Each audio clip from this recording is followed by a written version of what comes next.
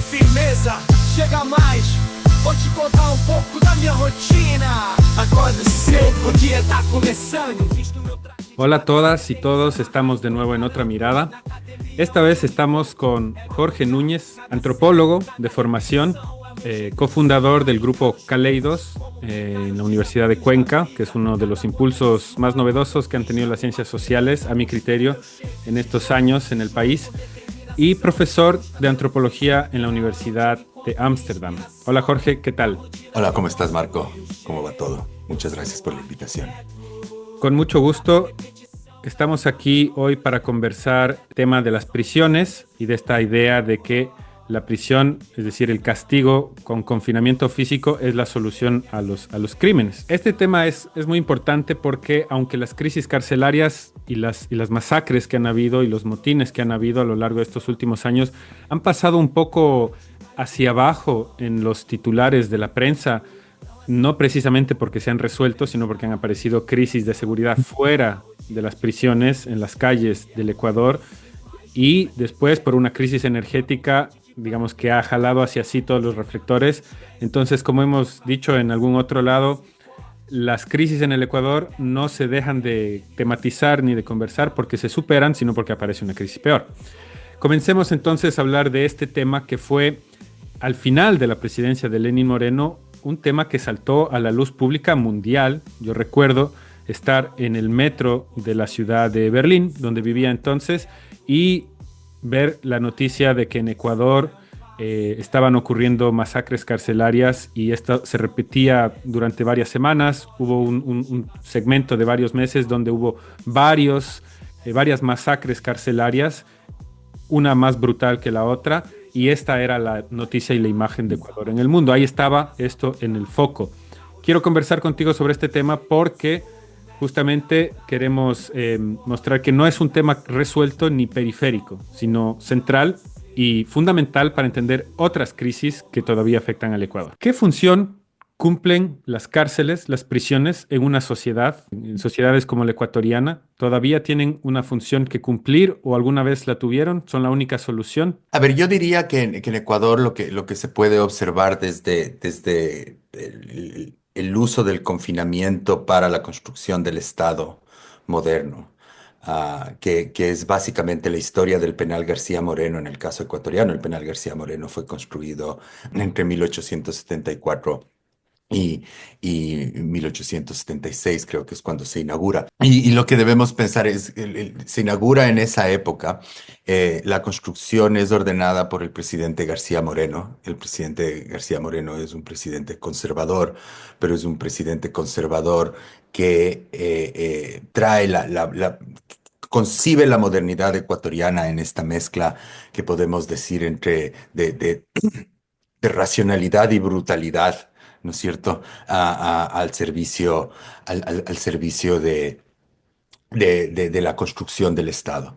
La cárcel se inaugura con 70 personas, tenía capacidad para 300. Tuvieron que traer gente de provincias porque no había suficientes presos en Quito. ah, para llenar la cárcel y nunca la llenaron, tenían 72 personas cuando la abrieron. Y es interesante ver que las personas que tenían era, por ejemplo, presos por deudas, ¿no es cierto? Por lo general eran presos, sean campesinos, indígenas o gente pobre de las urbes. De ahí tenían un número de mujeres que hasta en los registros de 1905 accedían creo que a 20 ya cuando habían como 300 internos o la cárcel ya estaba a su capacidad entera y estaban presas por temperancia, por el uso de alcohol, digamos, entonces vemos, ¿no es cierto?, que la cárcel desde sus orígenes es un proyecto moderno, pero es un proyecto moderno de castigo en donde también es un proyecto patriarcal, o es un proyecto en donde uno puede ver cuáles son los castigos que se imparten a las personas en función del género. Eh, Desde el principio también lo que podemos ver es que la cárcel, más que reformar o rehabilitar gente, su función dentro del Estado era gestionar problemas sociales a los cuales el Estado no podía acceder. Y eso sobre todo empezamos a ver ya en la cárcel a partir de los 40, 50, pero con el boom petrolero se hace muy patente de que la cárcel se convierte en el lugar en donde todas las personas que no pueden acceder, que son destituidas del mercado laboral, que son destituidas de la educación, que no tienen un rol muy claro en la sociedad, son absorbidas por el sistema carcelario. Entonces el sistema carcelario empieza a ser este mecanismo de gestión de problemas sociales, Ujú. punitivamente. Y después lo que tenemos es la época contemporánea en la que vivimos ahora, ¿no es cierto? Que es un periodo en donde lo que vemos es que la cárcel se ha convertido en un mecanismo de gestión de la política. Entonces, la cárcel básicamente sigue devorando a las clases populares, pero a la vez también se convierte en la forma en la que se gestiona la política. El Ecuador ha tenido dos momentos de presos políticos. El primer momento es en los ochentas con gente como de Alfaro Vive. En el penal García Moreno muere un famoso líder de Alfaro Vive. De hecho, los únicos récords que tienes en el archivo que eh, nosotros rescatamos, digo nosotros porque hicimos un documental que se llama El Panóptico Ciego con Mateo Herrera y parte de ese documental había un equipo de investigadores eh, en donde que lo que trabajamos es en recuperar todos los 139 años de historia del Panóptico. Y ahí lo que puedes ver es que el preso político de los 80 era el preso de Alfaro Vive, el preso de guerrillero, ¿no es Ujú. cierto? El subversivo, el que quería cambiar el Estado o generar una revolución. El preso político que tenemos en el siglo XXI es un preso político de la guerra intestina que hay entre los distintos partidos políticos. Partidos políticos que cada vez empiezan a parecerse más a las propias bandas que el Estado produce. Ujú. Lo que debemos recordar es que las masacres carcelarias en el Ecuador son el final y el principio de un proceso. Ujú. Son el final, digamos, es cuando se acaba la paz caliente que le denominó la policía, pero es el inicio también de la gestión política, de la gestión penitenciaria de la política. Jorge, nos estás contando hechos, haciendo un recorrido histórico bastante interesantes y que tienen nociones un poco contraintuitivas, un poco decir que, por ejemplo, la cárcel es el espacio de gestión de la política en la época contemporánea, sorprende un poco, porque se supone que para eso está el Palacio de Gobierno, el Poder Legislativo, ¿no? Incluso, si se quiere, los lobbies políticos, pero no la cárcel. Ujú. ¿Cómo se llega a esa situación y a qué te refieres exactamente con gestión de la política desde la cárcel? La gestión desde política de la cárcel, primero, porque se mete preso a los adversarios políticos, ¿no es cierto? Eso es claro, sean del partido que sean, digamos. Por eso Hay, llamaba hay, aquí a hay, política. hay un nuevo preso político. O sea, lo que tú tienes ahorita en la contienda electoral, por ejemplo, es el partido de la RC reclamando la libertad de el ex vicepresidente. Ujú. Pero también tienes otra gente que está ahí como presos políticos, no recuerdo ahora quién nomás está, pero hoy día, por ejemplo, Está, por ejemplo, del se le movimiento. devuelve un decreto al presidente y el presidente lo que envía es a fiscalía porque se dice que hay una arrogación de funciones. Entonces usas el derecho penal para imponer tu visión política. Ujú. Ese uso de la penalidad, no solo de la cárcel, sino de la penalidad como herramienta política, es novedoso en el Ecuador. Eh, y eso es lo que veríamos, pero esto ya es muy, muy, muy reciente. Yo diría que en este siglo, digamos, en el siglo XXI. Hasta el siglo XX o hasta entrado el 2009, hasta que el penal García Moreno, lo interesante del penal García Moreno es que te muestra el inicio de la modernidad punitiva en el Ecuador y Ujú. también el fin de ese ciclo de modernidad que tiene que ver con el cierre del penal García Moreno en 2014. Ya. ¿No es cierto? Entonces, en 2014 se cierra el penal García Moreno y va la gente del Estado y les coge a los presos sin avisarles y les lleva a una mega cárcel. Ujú. Se construyeron tres cárceles gigantescas, a pesar de que en ese momento la academia nosotros, particularmente yo en ese tiempo era profesor de Flaxo y coordinaba un proyecto de investigación, bueno, ya no en 2014, perdón, pero en 2008, en 2007, cuando se dio el indulto, yo era profesor de Flaxo y coordinaba un proyecto de investigación y me reuní con la gente que en ese tiempo estaba entrando al gobierno.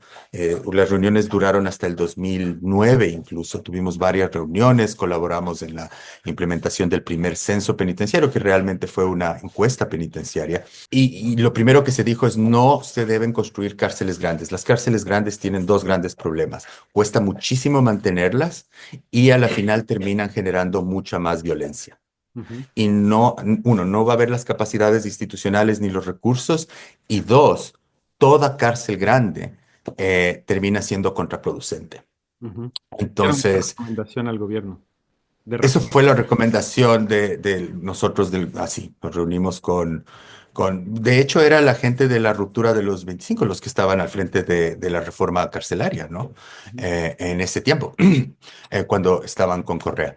Penal García Moreno funcionó hasta el año 2009, dijiste, ¿no? Y Hasta este, el 2014, pero yo me reuní con ellos en 2009. y, En 2009 fueron las conversaciones de la reforma y ujú, cuando se decide en 2009 de cómo reformar el sistema penitenciario era despoblar las cárceles. Esa fue nuestra recomendación y eso fue aceptado. Y eso fue un acierto de Rafael Correa. ujú.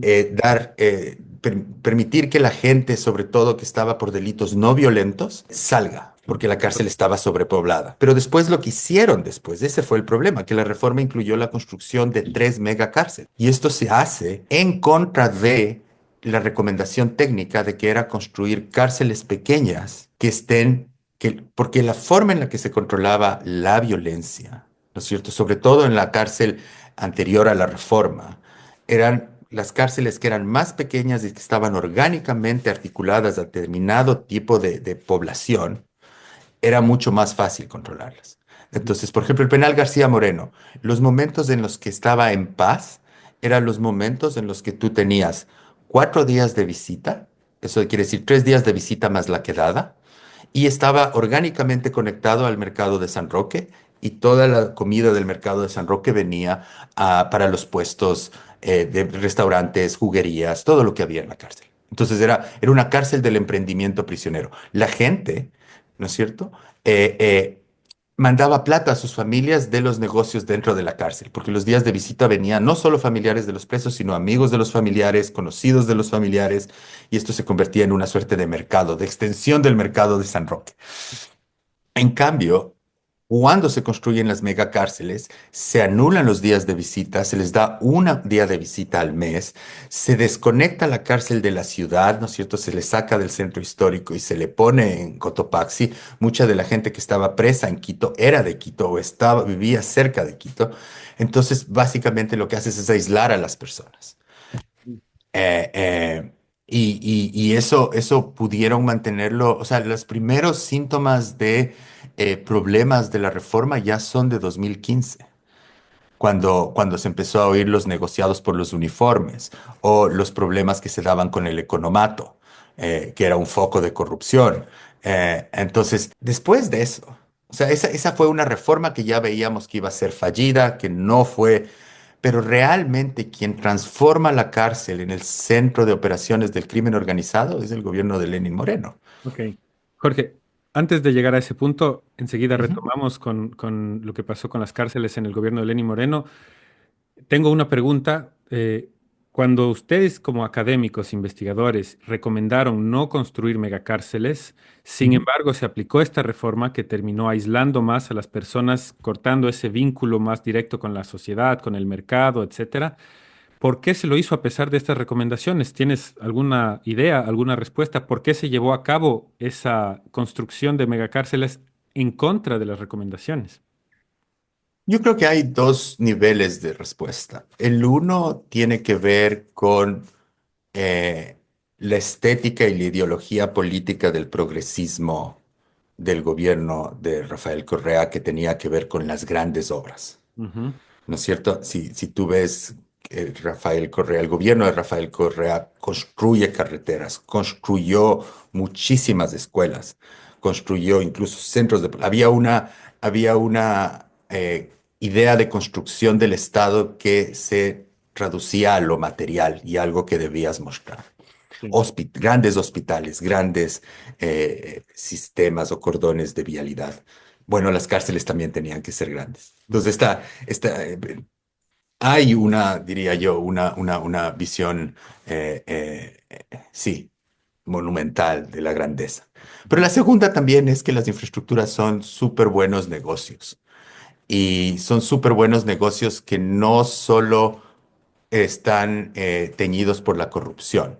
La corrupción no es necesariamente lo que prima, sino toda la economía que se genera alrededor de la construcción de una infraestructura. Entonces, alrededor de la construcción de una cárcel es una gran infraestructura. Entonces, lo mismo que se genera alrededor de la construcción de una gran hidroeléctrica, de una gran carretera, de un gran hospital. Entonces hay muchos intereses económicos, hay una economía que está. Construir cárceles pequeñas y destinar toda la plata a la rehabilitación o a la transición de gente que venga desde la cárcel hacia la sociedad. Uno es muy silencioso, entonces no te muestra el poder en cosas materiales. Y dos, no genera una economía en donde tú además con las lógicas clientelares que tienen todos los gobiernos en Ecuador, porque ese es un estado que funciona bajo lógicas clientelares, no genera las economías y las oportunidades de negocio para las distintas empresas que hay también en el país. Entiendo. Ahora, tú dijiste se construyeron tres grandes megacárceles. Son la de la Sí, Tacunga, el Turi también, sí. El Turi y la segunda y la penitenciaría del Litoral fue completamente ampliada, ¿no es es la cierto? que le llaman La Roca. La Roca creo que se construye después, porque es del complejo carcelario en Guayaquil.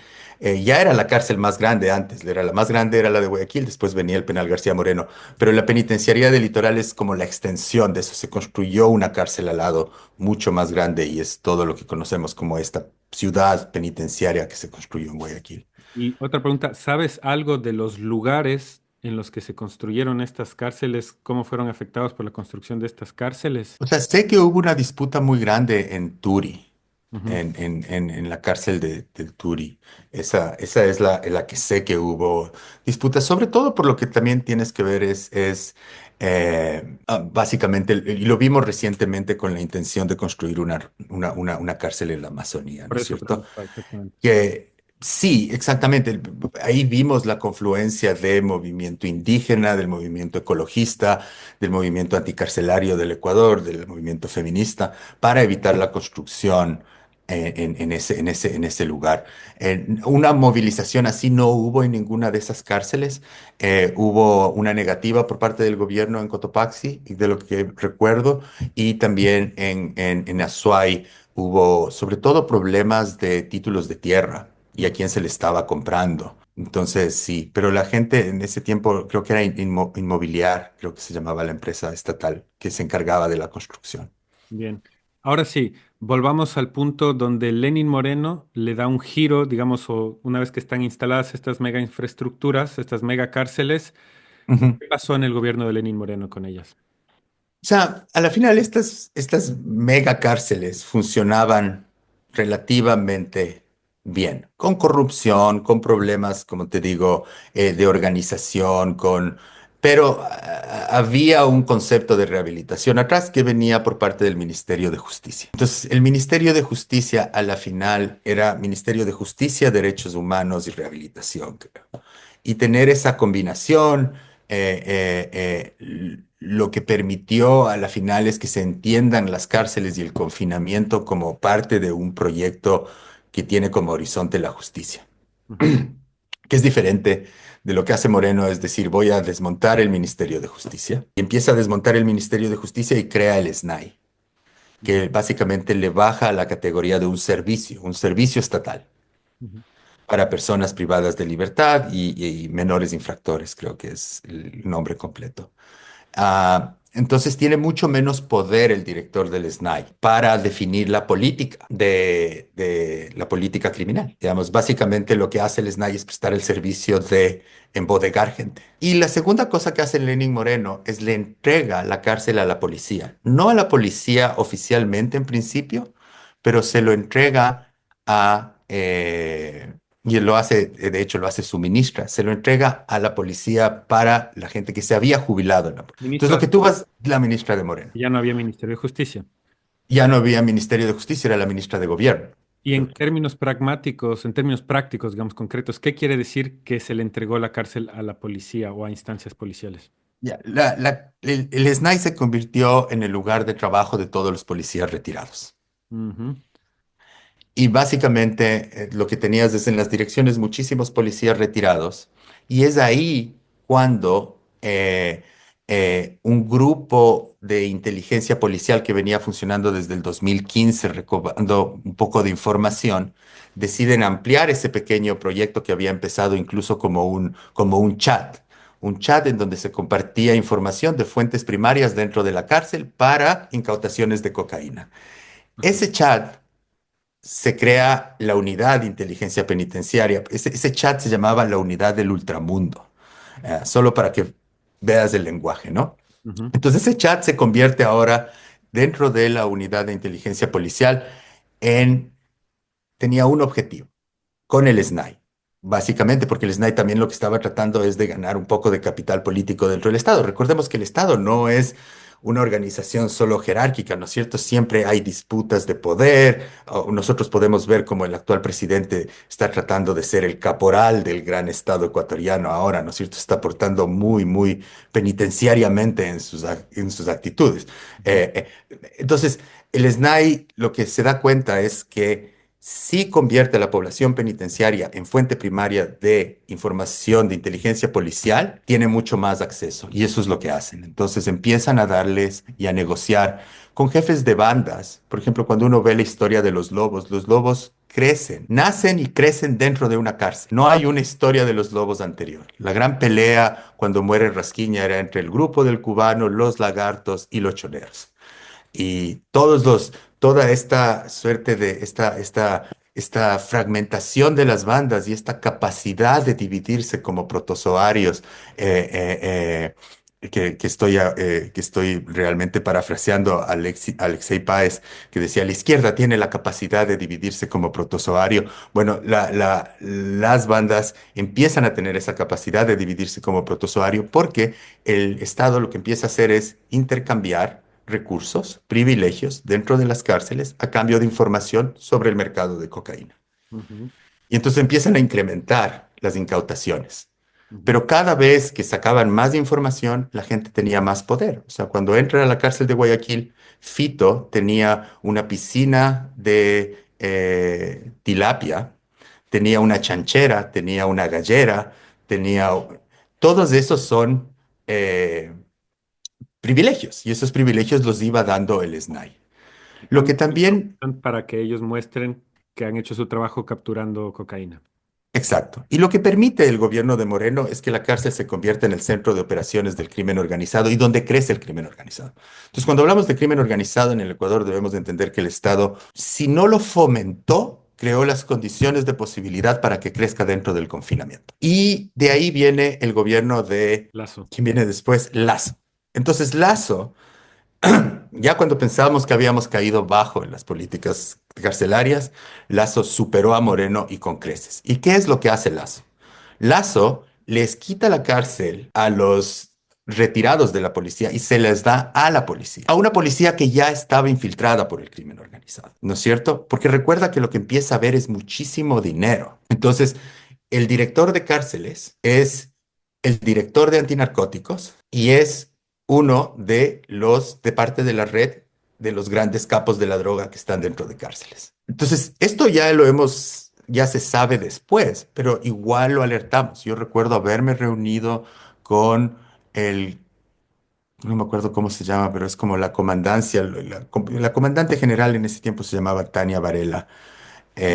Y yo me reuní con 6 generales. Y yo recuerdo que Tania Varela lo que me dijo es, todos los generales quieren el puesto que yo tengo. La Y el gran comandancia. problema que tenía, sí, el gran problema, porque la policía está fraccionada. O sea, una de las cosas que no podemos pensar es que la policía es un solo cuerpo. hay un fraccionamiento de la policía que viene desde el correísmo. Hay los anticorreístas acérrimos de la policía y los correístas acérrimos de la policía. Ujú. Digamos, ese fraccionamiento que se puede ver en el electorado, realmente donde más se puede ver es dentro del Estado.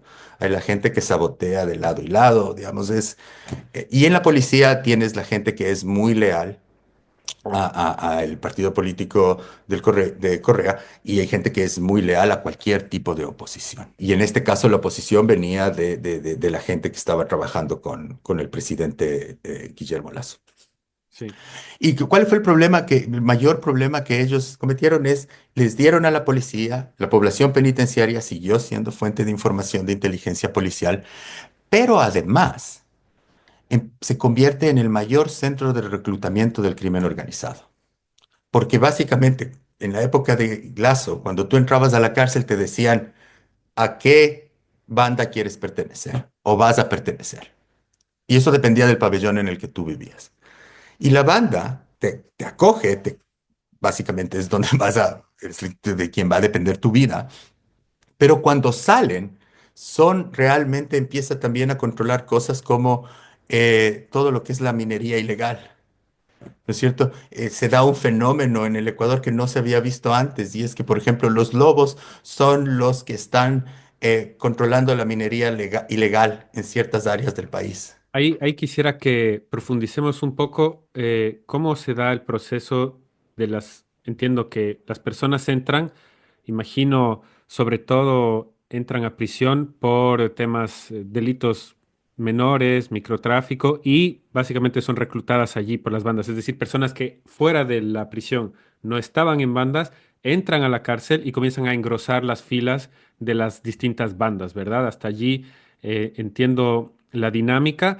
Luego, ¿cómo se da la salida, digamos, de las bandas hacia otros sectores de la economía o otros sectores en el país fuera de la cárcel?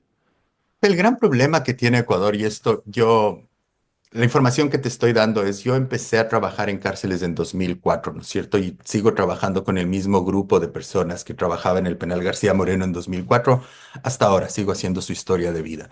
Muchos de ellos han estado presos en cárceles en otros países de Latinoamérica por delitos de narcotráfico o otros delitos, como estafa o, por ejemplo, sí, como estafa o falsificación de tarjetas de crédito, Ujú. es el otro caso, o han estado presos en la cárcel del Ecuador, o sus hijos o sus nietos han entrado presos. Entonces ya puedes ver que la cárcel apunta a determinada población específica, que no es un problema solo individual, ¿no? La cárcel cuando se convierte en el centro de reclutamiento, cuando la cárcel se convierte en el lugar en donde se asignan los territorios afuera, y crece la red de crimen organizado a tal punto en donde todo el mundo habla de Fito y Fito maneja los hilos de los choneros desde adentro.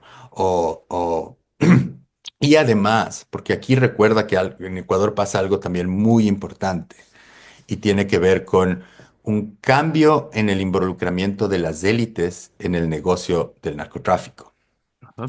Interesante. En el Ecuador, las élites tradicionalmente no se involucraban en la construcción de rutas de narcotráfico. Las rutas eran hechas por grupos logísticos. Ecuador siempre fue un país de paso y los eslabones más bajos de la cadena de producción, estoy hablando de pescadores, eran los encargados de llevar la droga en lanchas hacia Estados Unidos. Pero lo que sí empezamos a ver con la crisis carcelaria es también que las élites están involucradas en la construcción de rutas hacia Europa. ¿Desde cuándo? No te sabría dar una fecha específica, pero yo, ¿Qué gobierno? eh, ¿Qué? digamos, cuando yo estuve viviendo, antes de venir a vivir aquí en Holanda, yo vivía en Noruega. Y en Noruega empezaron a llegar cargamentos. Ellos pensaban que estaban equivocados al principio porque Noruega nunca fue un país de destino, más bien era Bélgica o Holanda o España. Ujú. Pero en 2022 empezaron a llegar a Noruega, y 2 años antes, yo te diría 2019, 2018, empieza la construcción seria de una ruta hacia Europa. Ya. Con, ahora, esas rutas no son como las rutas de las lanchas, que lo que necesitas son lancheros para llevar la cocaína hacia Estados Unidos, sino lo que necesitas es gestionar la burocracia. O sea, lo que necesitas es básicamente tener la capacidad de que alguien en el ministerio, Ujú. con el poder de darte una licencia para exportar y crear la empresa fantasma, ¿no? Ministerio de Entonces Agricultura, aquí por ejemplo. el Ministerio de Agricultura. El Ministerio de Agricultura dio un montón de licencias de exportación a Ujú, empresas fantasmas, ujú, que son las que donde se va el banano. Entonces, yo, más que buscar quién es el grupo que empezó, sociológicamente lo que me interesa es el involucramiento de élites ujú, en la construcción de rutas. Eso no había. Ese es el cambio significativo. Eh, y la otra es entregar. Entonces tú tienes dos cosas que se pueden observar muy claramente, que de pronto tienen una historia más larga y todo, pero se observan muy claramente con Lazo, y es la entrega de las cárceles a las bandas prisioneras y el involucramiento de las élites en la construcción de rutas hacia Europa. ujú, Y la conexión entre estas dos, ¿no es cierto? Esto llega a un punto culminante con el asesinato de un candidato presidencial. ujú. Eh, eh, y ahí cambia la historia, porque ahí empieza la historia de la militarización. Entonces, no sé si quieres, antes de entrar a la militarización, Antes, porque ese es otro periodo, sí, más si adelante. tienes... Yo tengo una pregunta sobre este periodo que todavía estamos tratando. Quiero mencionar además que el Ministerio de Agricultura es clave porque, como tú dices, si el modus operandi era antes que lancheros, pescadores lleven los paquetes de cocaína quizás hacia un buque mayor en alta mar para que luego lo lleve a Estados Unidos, se da este cambio de buscar rutas ya más organizadas, casi como exportación legal a Europa. Y se da Sí. el uso de las frutas para la exportación de la cocaína, principalmente banano. Principalmente en banano, las noticias acá muestran que la cocaína viene o dentro o encima, escondido en los containers, etcétera. Y ahí Ujú, es fundamental notar el rol del Ministerio de Agricultura, donde en el gobierno de Lazo trabajaba una persona que trabajaba antes en Corporación Novoa. Digo, es un hecho a tomar en cuenta, ¿no? Em, por otro lado, hay una cuestión que tiene que ver con la demanda de la cocaína también. Señalan estudiosos que hay una depresión, una bajada de la demanda en Estados Unidos, sobre todo ligada ujú, al auge del fentanilo, y en Europa comienza a crecer la demanda de cocaína porque al bajar el precio de la cocaína que cada vez se produce y se exporta más, se comienza a entregar en las calles ya no cortada, sino de mejor calidad y comienza a ujú. subir el consumo de cocaína en Europa. Quizás Sí, coinciden estos elementos con que en Ecuador aparece un Estado que gestiona ya, o digamos, funcionarios de élites, ¿no? Algunos sí, en el Estado, otros no, que sí. comienzan a gestionar esta exportación, básicamente, de cocaína. Te La pregunta interrumpí. es, ¿cómo se relaciona, digamos, estas élites, este nuevo fenómeno de élites dedicadas a construir el negocio de la droga con las bandas que ya existían? Ujú. Esa es una pregunta que conceptualmente es, ¿cuál es la relación entre el narcoestado y el narcocapitalismo? ¿No es cierto? La cárcel es el símbolo del monopolio de la violencia legítima. Los Ujú, espacios de confinamiento son, el Estado tiene el derecho de meterte a la cárcel, ¿no es cierto? De confinarte, de restringir tu libertad de movilidad. El Estado, el gran problema para mí es que cuando la policía le entrega el control al crimen organizado y también empieza a tener mucho más control sobre el mercado de la cocaína y por eso empiezan las grandes suspicacias de a quién está, a qué grupo. ¿No es cierto? Las quejas de los tiguerones desde Esmeraldas era que la policía beneficiaba a los choneros. Eh, entonces, la gran pregunta ahí es, la policía también empieza a ganar muchísimo poder y empieza a ser infiltrada y la policía empieza a negociar con gobiernos muy débiles democráticamente. O sea, lo que vemos en el gobierno para mí lo que vemos en el gobierno siempre me olvido el nombre, Guillermo Lazo, es un gobierno extremadamente débil y con mucho miedo a la protesta social, con un ministro como Osvaldo Jarrín que quería hablar del uso progresivo de la violencia y el involucramiento de los militares, que también lo hizo Correa en 2015, ¿ah? Pero Jarrín estaba muy interesado en que los militares participen de esto porque se dio cuenta de que la policía básicamente tenían una relación de mutuos chantajes con el gobierno de, de Guillermo Lasso. O sea, la policía básicamente decía al presidente. El presidente les daba de baja a dos generales y después ya no les daba de baja. Eso pasó uno de las masacres. Y tú ves el completo descontrol, la incapacidad de controlar la fuerza de seguridad de la policía. La policía había crecido demasiado en términos de poder Ujú. y el presidente ya no tenía ningún control sobre lo que hacía, sumado a que realmente había puesto a cuadros de un nivel, digamos, no quiero sonar grosero, pero no preparados. O sea, los niveles de incompetencia en materia de gestión de la seguridad eran escandalosos en el momento, al último del gobierno de Guillermo Lasso.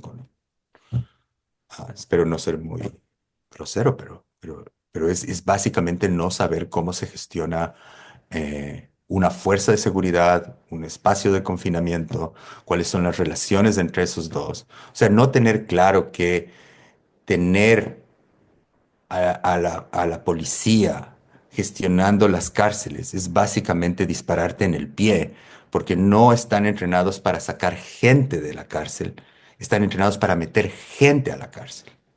Entonces tú estás poniendo a una institución que lo que debe estar pensando es cómo voy a sacar gente para que no vuelva a este espacio de confinamiento porque resulta muy caro. Ujú. Gente que ha sido entrenada para meterles. Entonces, básicamente empezaron a construir espacios de confinamiento en donde la puerta de entrada era gigantesca, pero no había puerta de salida. Terrible. Y entonces, ¿qué es lo que pasó? Que tú tenías personajes como este policía general Carrillo, que lo que hacía es, cada vez que había una crisis, anunciaba que iba a construir una cárcel de máxima seguridad. Después dijo que iba a construir una cárcel de máxima seguridad. La última que construyó antes de que sus propios compañeros le voten, porque él sale porque la propia policía le saca, dijo que iba a construir una de máxima seguridad. Entonces, a ese nivel de contradicciones llegamos con ese gobierno. Ujú. Y es ahí donde el presidente Noboa toma una decisión que era acertada a la mitad, que eso también pasa. Era acertado sacar a la policía de las cárceles. El presidente Noboa saca a las policías de las cárceles. Pero Perdón. en lugar pero en lugar de reconstituir, Cuando sí, el perdona. presidente declara el estado de guerra interna, le da permiso a los militares para tomar control de las cárceles y eso Sí. implicaba también la retirada de la policía de las cárceles, ¿verdad? Sí, o sea, la declaratoria, uno debe entender la declaratoria del conflicto interno armado en varios niveles, en varias dimensiones. Una dimensión es el presidente saca a la policía de las cárceles porque no confía en la policía. El presidente no confía en la policía. Tú puedes ver si prestas atención y escuchas los discursos de la época. Cuando hablaba Guillermo Lasso, hablaba policía y militares. Policía y militares. Cuando entra el presidente Noboa habla de militares y policía. La fuerza subsidiaria es la policía. Hay un cambio, hay una inversión de cuál es la institución a la que yo le creo. Entonces saca a la policía y eso está bien, pero al declarar el conflicto interno, mete a los militares. Y eso es peor que la policía. Porque si la policía está preparada para meter gente a la cárcel, no para sacar gente de la cárcel, los militares no están preparados ni para meter gente a la cárcel, porque vemos que lo que pasan son desapariciones forzadas, ni para sacarlos. Entonces, mete a una institución que no tiene la menor idea de qué es el confinamiento penitenciario y por qué lo importante es reducirlo al mínimo en una sociedad. Las sociedades más saludables son aquellas donde el confinamiento penitenciario es mínimo, cualquiera. Incluso en Europa tú puedes comparar países viendo sus sistemas penitenciarios. Y mete a los militares y bueno, estamos donde estamos, que es básicamente lo que han reportado las organizaciones de derechos humanos con muchísima credibilidad en el Ecuador. O sea, es completamente falaz lo que dice el Ministerio de Defensa de que se ha instrumentalizado los derechos humanos en contra de los militares. Las organizaciones de derechos humanos en el Ecuador, yo diría que, bueno, primero tienen un respeto internacional absoluto. por serias y por ampliamente documentadas. Y segundo, han demostrado siempre estar en luchas bastante claras de derechos humanos. Entonces, ellos han reportado que hay más de 100 casos de torturas y desapariciones, de lo que pasó con los niños de las Malvinas no es un caso aislado, Una de excepción. que que la entrada de los militares a la cárcel lo que hace es poner a los militares en el centro de la construcción del Estado. Este tema que es desgarrador y que creo que merece que tratemos un poco más de él, porque como tú dices, no se trata de un caso aislado, sino de una lógica que impera debido a esto que tú señalas y explicas muy bien. Quisiera que hablemos un poco de lo que fueron los meses iniciales del conflicto armado interno. Primero se da este ataque a TC Televisión mientras está rodando en vivo, que es, digamos, el desencadenante y unos ataques en una universidad de Guayaquil, que son el desencadenante de esta medida y de Ujú. la declaración de terroristas, de los grupos de delincuencia organizados como terroristas, que es algo que ahora dice Trump también, ¿no? Y Sí. después se da una campaña que se ve sobre todo en redes sociales de estigmatización y de persecución a jóvenes empobrecidos, racializados, que les obligan a rasparse la piel hasta borrarse sus tatuajes y todo esto. ¿Cómo lees tú todos estos hechos de violencia de diverso tipo? O sea, bueno, nosotros, por ejemplo, en el Observatorio de Prisiones, que es un observatorio que creó Caleidos con CDH Guayaquil y con el Comité de Familiares por la Justicia en Cárceles, cuando supimos de la militarización nos alarmamos completamente y yo creo que CDH desde ese momento, yo recuerdo a Billy Navarrete un poco muy preocupado de lo que se iba a venir, porque, bueno, él tiene 40 años de experiencia defendiendo derechos humanos en el Ecuador y sabía a lo que nos íbamos a enfrentar. Eh, yo creo que al principio, sobre todo el presidente entra después de una campaña política en la que se asesina a un candidato presidencial. Y una campaña política en la que se asesina a a un candidato presidencial y se acusa a un partido político de dicho asesinato. Y esa era la narrativa, que después fue desmontada, de lo que tengo entendido. Entonces, lo que vemos es que el presidente entra con una suerte de legitimidad política cuyo contenido era el miedo y el desconcierto. Digamos, yo conversaba en ese tiempo con mi hermana, con mi mamá, con mis familiares, y básicamente era una mezcla de confusión, pánico, miedo pero también de mucha desconfianza en el Estado. O sea, por ejemplo, yo he conversado con mucha gente que cree que lo que pasó en TC Televisión fue un operativo psicológico por parte de fuerzas del Estado. De que es falso, Lo de de que fue un falta. montaje, sí, de que es un montaje. Pero lo que vimos es que el presidente entra en una suerte de momento de anomia social. De anomia quiero decir de no hay normas, ¿no es cierto? De descomposición absoluta, de sentir que todo era un estado de caos. Y entonces todo este espectáculo de poner orden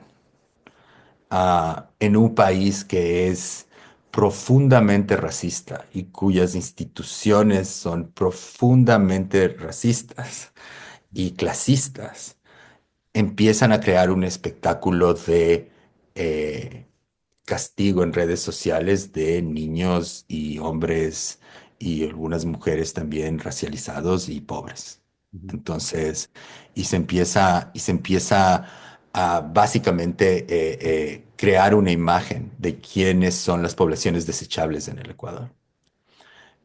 Y entonces tienes cosas tan desagradables como a grupos políticos que se llaman la gente buena, ujú, ¿no?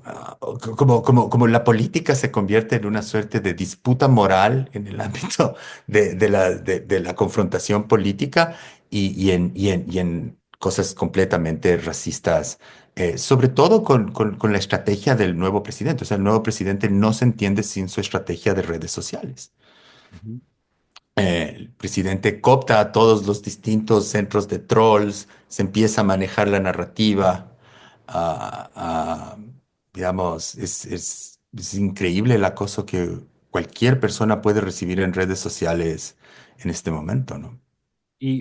de ahí pasando a lo que eso tuvo como consecuencia, que son justamente desapariciones forzadas, tortura, ¿cómo llegamos ahí? Y una pregunta más específica quizás, ¿quién es responsable en ese caso? ¿Por qué se puede o no se puede responsabilizar al Estado, al ministro de Defensa? ¿Quién termina siendo responsable de un hecho así? O sea, lo que podemos ver es que tanto con Guillermo Lazo como con Noboa pasan dos cosas en la relación entre las fuerzas de seguridad y el gobierno. Y es que el gobierno empieza a darles más poder a las fuerzas de seguridad, pero les da tanto poder que a la final las fuerzas de seguridad terminan condicionándole. Y entonces lo que vemos pasa igual con las Fuerzas Armadas. En este momento, el presidente Noboa depende del ejército, depende de las Fuerzas Armadas, ¿no es cierto? Depende en muchísimas cosas. Porque en este momento no hay ninguna institución democrática que esté realmente poniendo orden, ninguna está funcionando.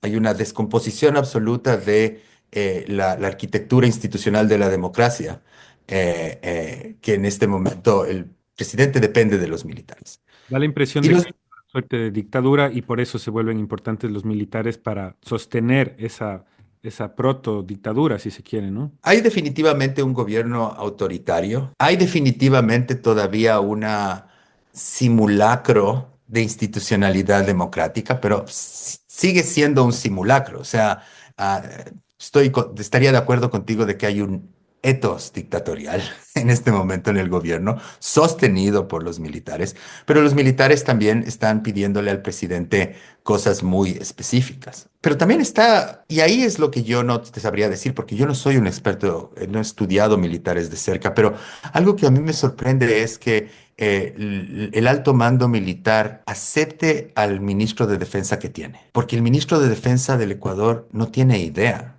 de la vida castrense, él no. Digamos, lo que acaba de hacer de no pedir disculpas, de atacar a una jueza. Yo no creo, mi impresión, y en esto es más por lo que conozco de la policía, que yo sí fui profesor de la Escuela de Estado Mayor de la Policía y he estado entrevistando policías de altos rangos desde 2013. Más o menos. La policía está fraccionada y hay distintos grupos y hay gente muy crítica dentro de la policía y gente también muy formada con distintas carreras. Yo supongo que en los militares pasa igual, que en los militares debe haber un grupo que está completamente espeluznado, porque recordemos, la relación entre la crisis de seguridad y la crisis ambiental no solo se reduce a que de las cárceles se reclutaba a la gente que ahora hace minería ilegal, como los lobos, sino también que gracias al conflicto armado interno, el presidente se ha escudado para no cumplir, por ejemplo, el referéndum de no explotar el Yasuní. Y por el contrario, lo que ha hecho es cada vez acercarse más al Comando Sur y Estados Unidos, con una derecha que yo no sé si reflexivamente quiere más bases de manta y yo no sé qué idea tienen de cómo funciona Estados Unidos. La guerra contra las drogas es una guerra por el control de los recursos naturales y es, digamos, el contrapelo de la guerra contra las drogas es la avanzada extractivista de Washington en Latinoamérica. Por lo pronto se han Y acercado mucho a Galápagos ya. sí, y entonces, pero o la derecha es completamente miope o le importa un comino el país y lo que está viendo es a cuál negocio de la industria militar se puede meter. Eh, Es que digamos, no sé. Jorge, ahí viene otra cuestión, es que hay que saber de dónde viene el presidente Noboa, que es el hijo de quien fue durante años el magnate bananero más millonario del país y Sí. que es Ujú, nieto del millonario histórico, si queremos icónico del Ecuador, de Luis Noboa Naranjo, que ujú, tenía estrechas relaciones con Estados Unidos, que fue formado por Estados Unidos en cierto sentido, ujú, y que, digamos, hizo su acumulación de capital en base a asegurarse cupos de exportación en Estados Unidos y tenía ujú. relaciones directas con Estados Unidos. El presidente actual, nieto de este señor, nacido en Estados Unidos. Es decir, hay una serie de encadenamientos que van más allá de lo ideológico, que tienen que ver incluso con Sí. lo gráfico en este caso. Y otra cosa que te quería preguntar al respecto tiene que ver justamente con... eh, este tema, o sea, de lo que hemos hablado, desde la construcción de las megacárceles, pasamos luego al gobierno de Moreno, que da ese giro geopolítico de alinearse a Estados Unidos, y vemos que la cuestión, incluso el término, por ejemplo, narcogenerales, fue pronunciado por primera vez por un embajador de Estados Unidos en el Ecuador. Sí, sí, sí, ¿Ya? sí. Entonces, ¿qué rol juegan otros actores aparte de la policía, las bandas que se han fortalecido en las cárceles, instituciones como la Embajada de Estados Unidos? Sí. O sea, mi primer libro fue publicado en 2005 que se llama Cacería de Brujos, que es una etnografía sobre las cárceles.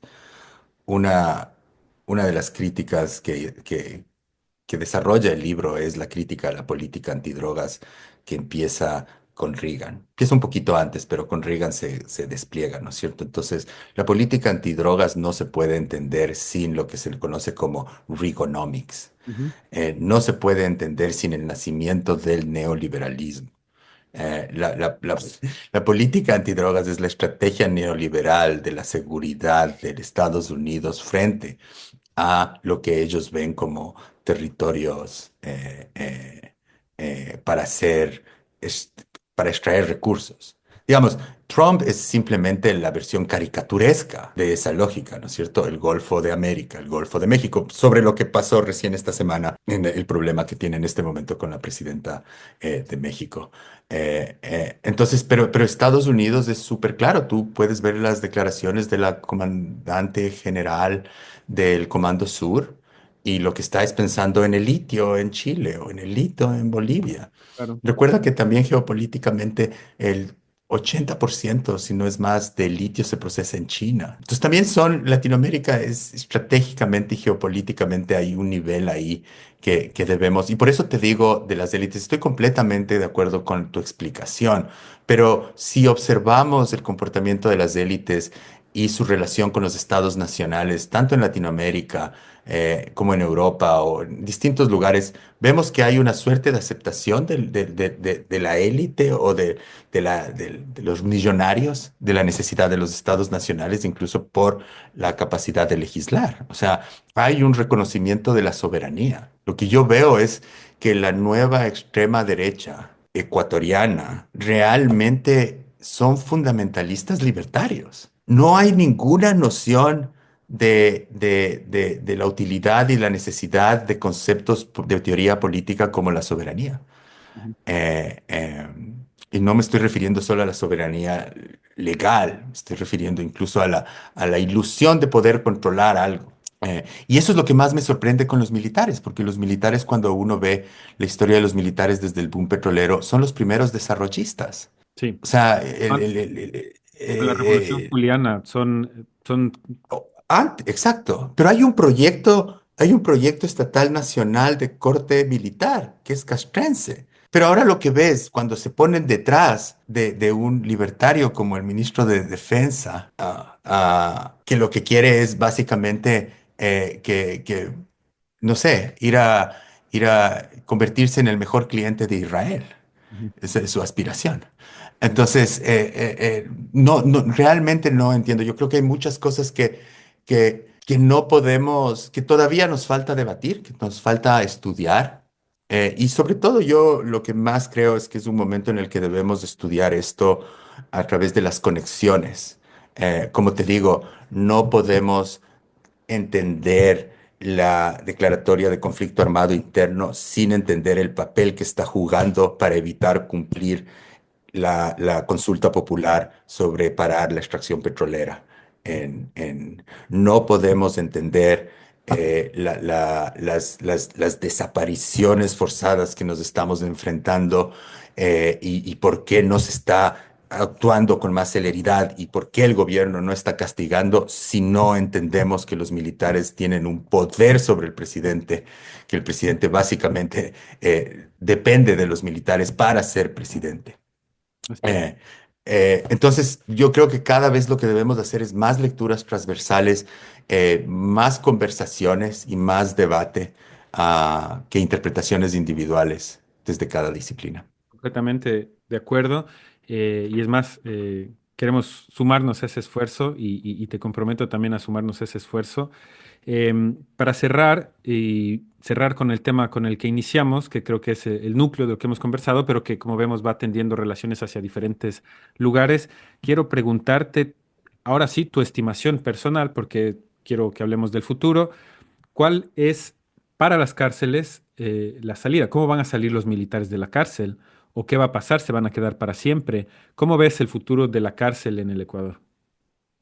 O sea, lo primero que debemos aceptar y lo que debe aceptar cualquier gobierno que venga es que el crimen organizado no se desmoviliza con más cárceles, porque el crimen organizado en el Ecuador fue producido y fomentado dentro de las cárceles. Entonces, si construimos más cárceles, estamos construyendo más crimen organizado. Y esa es la primera ecuación que debe entender el Ecuador. Entonces hay que reducir los espacios de confinamiento. Ahora, la siguiente pregunta es, ¿dónde se desmoviliza el crimen organizado? Y lo que podemos ver de la sociedad civil, que en esto la sociedad civil ha jugado un papel muy, muy importante produciendo ciencia social ciudadana, es que, por ejemplo, en el caso de Esmeraldas, la forma en que los niños son reclutados o la forma en que las comunidades son penetradas por el narcotráfico tiene que ver con situaciones de abandono de política pública, ¿no es cierto? Entonces tiene que ver con que la única forma en la que aparece el Estado en estos territorios es con la mano, supongamos que el Estado tiene la mano derecha y la mano izquierda. La mano derecha es el garrote y la mano izquierda es el pan. Ujú. En estos territorios aparece solo con garrote. Entonces necesitamos que aparezca con más pan, con escuelas, con colegios, con Centros eh, deportivos, centros culturales. centros deportivos, sí. Y entrar definitivamente a la forma de desmovilizar el crimen organizado es ofrecer un futuro real y concreto a las personas que en este momento solo encuentran un futuro real y concreto en el crimen organizado. Te doy un ejemplo. Uno de mis colaboradores que trabajo desde 2004, cuando salió de la cárcel, el único trabajo que consiguió fue en tala de árboles en Nariño, en la frontera con Esmeraldas. ¿No es cierto? Entonces, lo que debemos es empezar a trabajar en la transición del confinamiento a las sociedades. Y yo creo que hay un actor muy importante que nace a partir de las masacres, son los comités de familiares de prisioneros. Los familiares de los prisioneros, uno sabe cómo funciona la cárcel, muy bien, pero también tienen ideas claras de qué es lo que se debe cambiar. Y muchas veces no son cosas gigantescas, muchas veces son, ¿por qué no nos están dejando meter las medicinas? ¿Por qué nos están haciendo tanto problema? Porque los zapatos no puedan tener cordones. O sea, tú tienes gente con granadas y armas de alto calibre, pero la persona que viaja desde Quito a Cotopaxi le tienen 2 horas esperando afuera para que pueda meter un par de zapatos que después no le dejan entrar porque tiene cordones. Entonces, ese nivel de absurdidad, el SNAI debe ser desmantelado y se debe reconstituir el Ministerio de Justicia. Necesitamos un ministro de alguien con rango de ministro. Ujú. Y ya, eso es lo que yo haría Muy o bien. sugeriría. Muchas gracias, Jorge. Ha sido un gusto tenerte aquí. Te dejo unas palabras finales y te pido que no te desconectes después para conversar un poco más. Yo creo que salir de una crisis con tantos, digamos, con una crisis múltiple, que es la que vive el Ecuador, requiere de un trabajo colectivo y de cooperación muy, muy grande. Y yo creo que en este momento las alianzas y las distintas luchas sociales son importantes. Y creo que en eso los movimientos sociales, digamos, a mí lo que siempre me mantiene con niveles de esperanza altos cuando hablamos de política en el Ecuador es la capacidad organizativa a nivel de base. Ujú. Creo que tenemos muy, muy buenas organizaciones de base. Eh, y para eso, lo que sí también diría de palabras finales es, no solo hay que reducir el tamaño de la cárcel, hay que reducir el tamaño de la policía y el tamaño del ejército, porque la plata debe ser redireccionada. Eh, Eso puede quedar para la próxima.